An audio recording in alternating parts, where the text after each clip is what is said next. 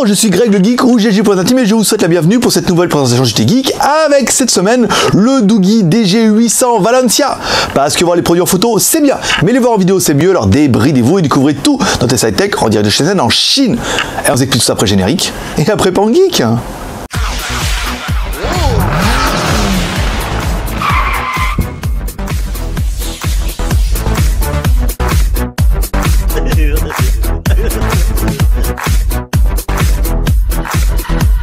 Aujourd'hui, aujourd'hui on va tester le Doogee DG800 ou bien nommé Valencia. Pourquoi Valencia? Eh bien parce que Doogee a signé avec les footballeurs d'Espagne, de Valence et de Valencia, et puis voilà, donc ils se sont dit on va donner le nom, c'est sympa, ils ont tous les mecs là-bas, ils ont le téléphone, ça n'a aucun intérêt, mais enfin ça fera pour la petite histoire, et vous en saurez un peu plus. Alors dans la boîte, on va retrouver le kit piéton, toujours un kit piéton intra-auriculaire, avec une télécommande et un bouton One Touch, ça fait toujours plaisir. Ensuite on va retrouver un chargeur secteur, voilà, en prise française ou américaine sur demande, et un film protecteur. Un film protecteur, en fait, il y en a toujours un sur le téléphone, vous voyez, il y en a un petit là, et vous en donne un autre, donc c'est vrai que ça fait toujours plaisir. Alors, la marque ne donne pas deux coques de couleur, en fait, elle nous a donné celle-là, en fait, parce que Doogee a trouvé une idée qui est quand même plutôt intéressante, en disant, nous, on va faire le téléphone toujours de la même couleur, et on va juste changer la coque. et oui, comme ça, pour les stocks, c'est quand même beaucoup plus facile, comme ça, ils ont qu'une seule fois le téléphone, et ensuite, ils changent juste les coques. On va prendre par exemple ici. Voilà, ils changent juste les coques à l'arrière et ça permet de fabriquer qu'une seule fois le téléphone et de changer les coques quand il y a besoin. Donc il y a noir, violet, orange, bleu et rose ou blanc. Voilà, comme ça ici. Voilà, donc là c'est plutôt sympa. Et nous on est en train de voir avec eux si on peut les vendre aussi en détail. Comme ça permettra à tout le monde d'acheter le téléphone d'une couleur et de choisir des coques en option. Parce que ça pourrait être la bonne idée et ça pourrait être plutôt pratique. Alors, au niveau du téléphone, on va se faire l'intérieur, on va regarder. Alors, on ouvre le téléphone, ici. Voilà, on enlève la batterie. Alors, dans le téléphone, qu'est-ce qu'on retrouve? On retrouve bien deux emplacements carte SIM. Alors, pour mettre là, c'est un peu tête bêche 69 et tout ce que vous voulez. Donc, il y en a une carte SIM qui va se mettre comme ça et une carte SIM qui va se mettre comme ça. Donc à savoir que la WCDMA, en fait, elles alternent soit l'une à l'autre, ici, et sur le côté gauche, on va retrouver l'emplacement micro SD. Donc on a bien un téléphone micro SD qui est double SIM. Ici, on a une batterie à l'arrière qui fait, hop, on va regarder ici, 2000 mAh. Donc là c'est pas mal, plutôt sympa. Les IMEI en 35, bon, on vous rappelle, IMEI en 35 ou 86, ça ne pose plus de problème depuis que les opérateurs en France vendent des téléphones en 35 et en 86 également. WCDMA, donc là ça annonce directement la couleur, il est WCDMA 850-2100, donc il n'est pas 900, il est GPS, Wi-Fi, la 3G, l'Autosmart et tout ce qui va bien. Voilà. On met ici quelque chose qui aura sauté aux yeux des plus spécialistes, c'est le petit connecteur ici. Alors c'est pas un connecteur ni NFC ni induction, c'est un connecteur en fait qui va avec les coques qui sont adaptées, parce qu'en fait à l'arrière vous avez un pad, comme on avait pu voir sur le Oppo N1, c'est-à-dire qu'en fait vous allez bouger le pad comme ça, et ça va bouger l'image, ça permettra de prendre des photos, des choses comme ça, et c'est plutôt pratique.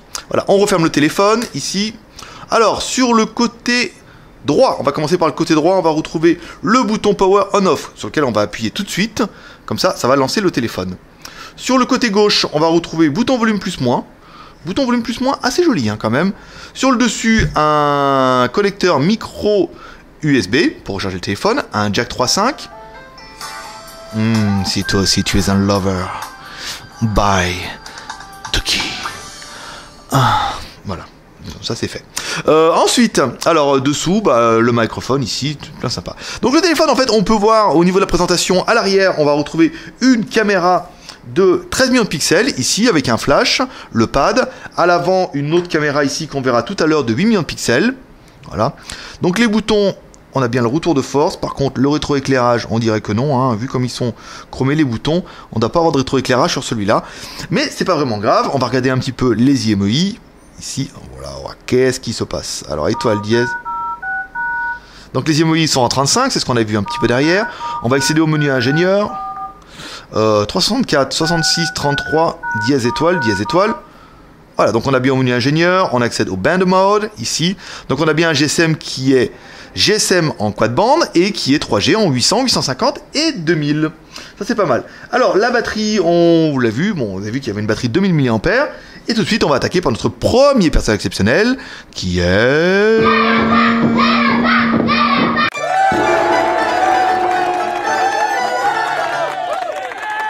Antutu, notre lapin qui va nous donner un petit peu le score de l'animal. Bah oui, un animal pour un autre.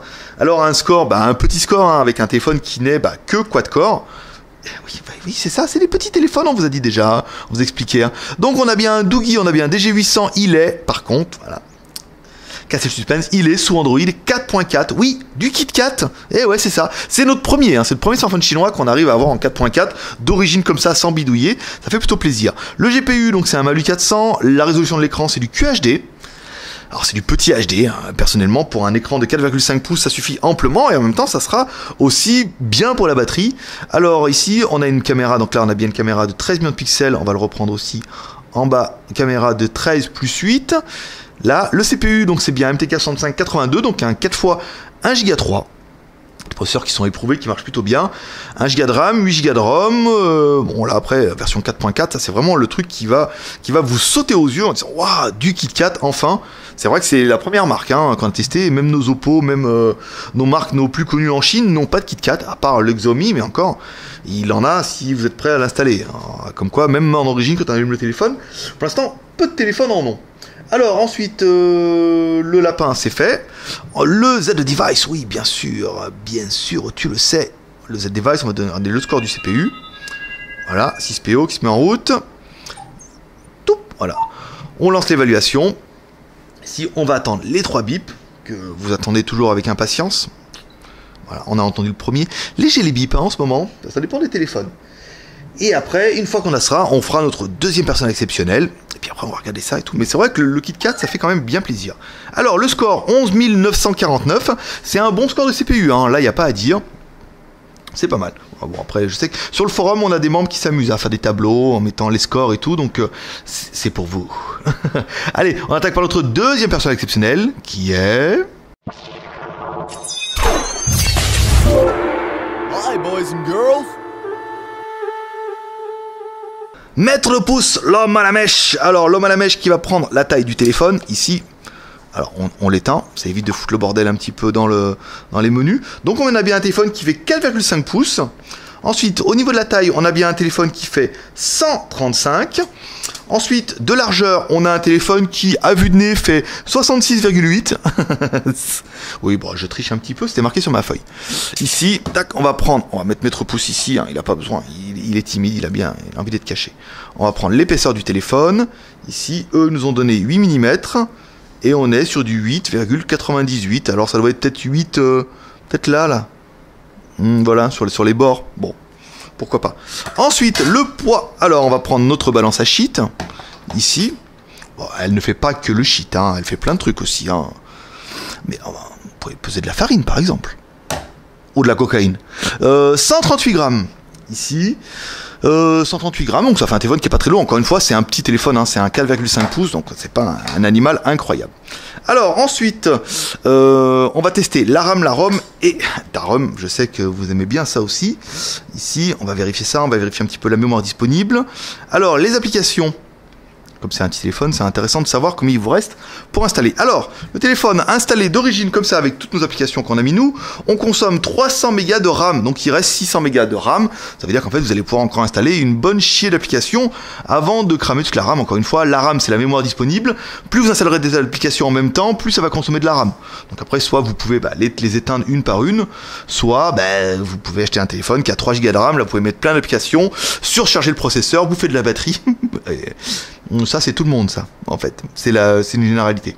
Ensuite la mémoire, alors la mémoire de l'appareil, alors il nous a donné pour du 8 Go, il nous reste 3 Go 36 pour installer vos applications, ce qui est énorme.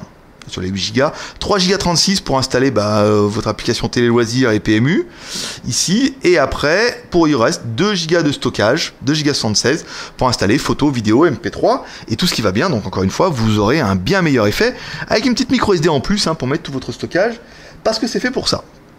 Alors la technique avec Z-Device ici, la PAC,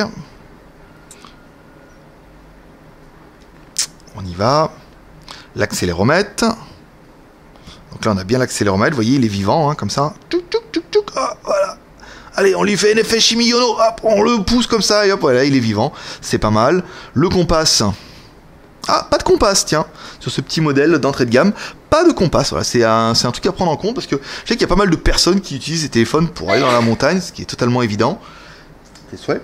Et il y en a beaucoup qui me disent oui, ils veulent le compas et tout, donc celui-là ne l'aura pas. Donc c'était important de le souligner. L'OTG, alors l'OTG, normalement on a vu que oui. J'espère qu'ils n'ont pas menti. Tac, voilà, donc on a bien l'OTG, le téléphone qui s'allume bien ici, qui vous demande de changer le stockage. Là, c'est plutôt pratique. Oui, bah, bien, la musique de Lover, faut qu'il l'amortisse maintenant, hein, donc vous allez en manger à toutes les sauces. Alors, on va essayer de recharger un petit peu le téléphone, voir si on a une lettre de notification. Ici. Donc là, le téléphone charge et la lettre de notification n'est pas. Voilà, pas de lettre de notification. C'est aussi à prendre en compte. Alors, les boutons, ils se rétro-éclairent ou ils se rétro-éclairent pas? Non, ils se rétro-éclairent pas. Par contre, on a bien le retour de force, ici. Alors c'est vrai que c'est chromé autour, donc après le moindre reflet fait qu'on a l'impression que ça s'allume, mais en fait non, mais en fait c'est pas mal, ça évite de mettre du rétroéclairage. Donc pas de rétroéclairage, mais il y a le retour de force. Ah, ça va quand même déjà plutôt pas mal. Alors ensuite, la version Android. Ah, la version Android, voilà le morceau qui est intéressant. La version Android, donc c'est bien, à propos du téléphone, c'est bien une version KitKat, une version 4.4.2. Ouais, quand on met le boot, waouh, trop bien, vous avez vu? Putain, il y a de quoi rigoler là, hein, avec le KitKat. Waouh, Android 4.4.2, c'est mon premier, hein. Donc c'est mon premier, c'est ma première fois. Donc et ça a même pas fait mal. Voilà, bon bah c'est du 4.4, donc là c'est super sympa.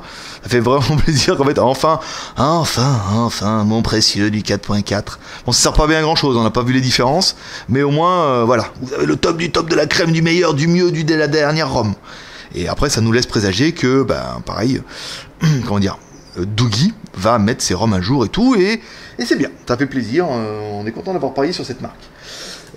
Ensuite, alors la version Android, ça c'est bon. Ah oui, je voulais vous faire voir qu'il y a quand même tout ce qu'il faut, ce qui va bien. Donc on a bien Gmail ici, on a installé l'application JT Geek, ça c'est normal. On a bien le Play Store. Voilà, bon, à partir du moment où vous avez le Play Store, vous êtes sauvé, vous pourrez installer toutes vos applications qui vont bien. Alors, on va s'écouter un petit peu de la musique maintenant, parce que si la musique est bonne. Magnétophone. Alors, non, ici non. Actualité, non. Oh les salauds, ils ont enlevé la musique. Alors magnétophone, musique, putain il était là. Oh là là, putain, c'est un labrador qu'il me faut. C'est plus une canne. Ici. Allez, on met à fond.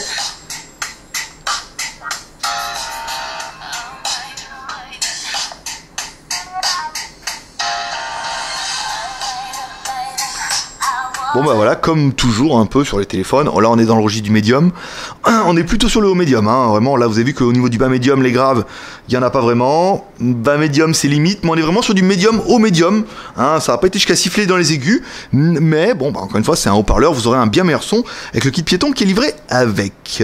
Ici la musique, non la vidéo, c'est mieux avec une petite coréenne là, ouais, tu aimes ça. Ici, Girls E5. Alors on baisse un petit peu le son, hein. Le son on a dit qu'il était pas bon déjà, donc pas besoin d'insister. Donc on a bien les noirs profonds en haut, donc on a bien un écran noir en haut et en bas, donc vous voyez pas de rétroéclairage ici.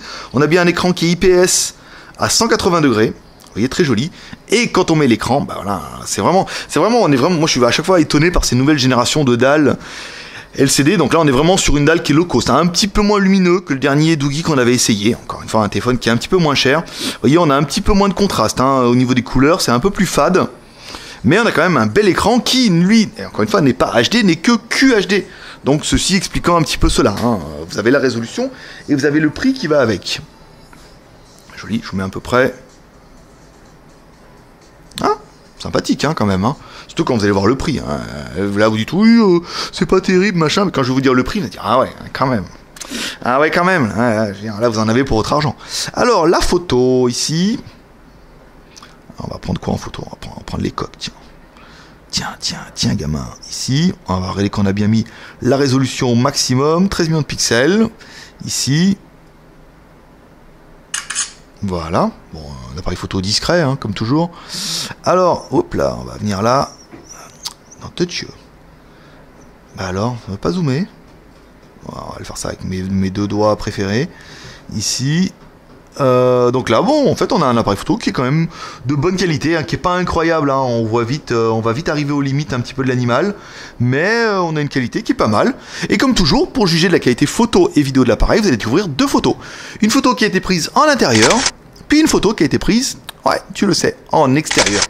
On vous enchaînera ça avec deux vidéos. Une vidéo prise en intérieur, puis une vidéo prise en extérieur. Voilà, comme ça permettra de juger un petit peu des qualités de l'appareil photo qui sont pas mal, en fait, hein, surtout pour la gamme de l'appareil. Encore une fois, c'est un appareil, je vous dis tout de suite, qui a moins de 100 €, donc vous attendez pas un iPhone 5, hein. Sinon, achetez un iPhone 5, n'achetez pas ça. Le GPS, alors on a fait le test GPS dehors, un GPS qui est bien, on a une détection qui se fixe entre 5 et 10 secondes, quasiment à chaque coup. Au premier fixe, hein. Après au deuxième fixe ça va un peu mieux, c'est pas mal, vous avez vu on s'est mis en extérieur, la nuit trop bien et tout, hop là on se met dehors, hop ça détecte, rouge, vert, ça fonctionne et c'est le plus important. Alors si ensuite on doit comparer la taille, on va comparer la taille plutôt avec un Samsung Galaxy S5. Le Samsung Galaxy S5 qui a un écran de 5 pouces de mémoire ou 4,7 comparé à celui-là qui a un écran de 4,5, vous voyez on a quelque chose qui est relativement similaire au niveau de la taille. Vous voyez, il fait à peu près la même largeur ici. L'épaisseur, il est un peu plus épais. Voilà. Bon, à part que lui, il vaut 500 € et que lui, il en vaut moins de 100. Mais dans les gabarits, c'est à peu près comme ça. Ensuite, on va attaquer l'Internet. On va essayer d'aller voir un petit peu notre site préféré. Voilà, JT Geek. Voilà, donc là on va directement sur Google Hong Kong. Alors en ce moment, ils sont fâchés avec Google. Hein. La Chine et Google, ça veut pas. Donc là, on n'arrive même pas à aller sur, Google. Alors ça vient pas du téléphone, ça vient vraiment de la Chine en ce moment, qui est un petit peu fâchée. Je sais pas, ils ont pas dû, ça doit pas se passer comme ils veulent. Et sans proxy, c'est un petit peu la misère. Alors on va essayer d'aller sur le JT Geek, même si c'est très très long, très très lourd. Si on est sur un site plus léger, ça ira un peu mieux, mais voilà, bon, la page est en train de charger tout doucement, ça nous permettra d'attaquer les plus et les moins de l'animal. Alors pour nous, on aurait bien aimé le processeur, c'était un MT6582, un 4x1 Go 3, c'était un bon processeur qui marche très très bien. On aurait bien aimé l'Android 4.4, très très joli, très très sympa. On aurait bien aimé l'écran 4,5 pouces IPS en QHD, dire QHD pour un 4,5 pouces, c'est largement ce qu'il faut. 1 Go de RAM, 8 Go de ROM, plus ta ROM que tu peux mettre en micro SD, et elle peut chausser grand, elle peut chausser du 64. En plus, il y a l'OTG, c'est pas mal. Le téléphone est dual SIM, il y a deux caméras, une caméra arrière de 13 millions de pixels, une caméra avant de 8 millions de pixels. La batterie de 2000 mAh pour un petit téléphone en QHD avec un petit processeur quad-core et un écran de 4,5 pouces, et ben c'est quand même plutôt bien. On aura bien aimé le pad à l'arrière qu'on n'a pas joué avec. Alors je vais vous le faire tout de suite parce que là ça va manquer un petit peu. Hop là, on va arrêter les vidéos. On va se mettre là, ici. Alors attendez. Je crois que je peux le faire depuis la photo. Attendez. Voilà. Vous voyez? Je mets le doigt derrière la Gigi et je peux bouger les photos et tout. Ben, c'est un petit détail, mais c'est plutôt pas mal. Voilà, et vous voyez, quand on appuie deux fois dessus, on peut retourner sur les menus et tout. Bon, après, on peut configurer des actions, hein, des macros pour le bouton, quand on appuie deux fois, une fois, quand on met slide et tout, pour que ça fasse des actions spécifiques. Mais c'est plutôt pas mal. On aura bien aimé les coques couleurs, dont on va faire notre maximum en fait pour les avoir directement en boutique, pour que vous puissiez acheter le téléphone et qu'après vous puissiez acheter les couleurs. Comme ça, vous pourrez changer de coque arrière comme de robe. Et enfin, on aura bien aimé le prix, mesdames et mesdames, à 90 €. Voilà, 90 €, vous avez quand même un téléphone qui est plus qu'honorable, qui marche bien et qui est plutôt de bonne qualité, qui est assez innovant. On regrettera, bon, encore une fois, les plus geeks d'entre vous vont regretter en fait l'écran qui n'est que QHD. Oh, ça, en fait, vous verrez pas la différence, mais pour vous, il n'y a que QHD. Il n'y a pas de fréquence 900 MHz. C'est peut-être le plus gros point négatif de l'appareil. Ça veut dire qu'en ville, vous aurez la 3G. Quand vous irez en extérieur, vous basculerez automatiquement en 2G, ce qui n'est pas une catastrophe en soi, mais c'est bon de le savoir. Et puis 1 Go de RAM. Alors, il faudra y aller mollo sur les applications, mais avec un téléphone de cette carrure, vous ne pourrez pas installer 1 milliard d'applications. Voilà mes petits geeks, c'est tout pour aujourd'hui. Si vous avez aimé cette vidéo, comme toujours, vous pouvez nous soutenir sur encourager avec les 3 R. Le R de share en partageant cette vidéo sur les réseaux sociaux, Facebook, Twitter, Google+. Le R de commentaire en nous laissant un commentaire pour nous dire ce que vous pensez de cette vidéo. Et le R de pouce en l'air, parce que ça fait toujours plaisir. Voilà, c'est tout pour aujourd'hui. C'est Greg le Geek, ton pote chinois, le seul blogueur high-tech qui fait des tests live en direct de Shenzhen en Chine et qui vous lâche un petit pep à la fin. Ouais, un petit pep et prospérité. Allez, à demain. Bye bye.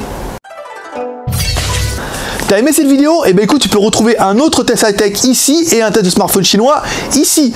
Et éventuellement, si tu as du courage, tu peux retrouver l'interview du manager de chez Doogee ici. Allez, à demain. Bye bye.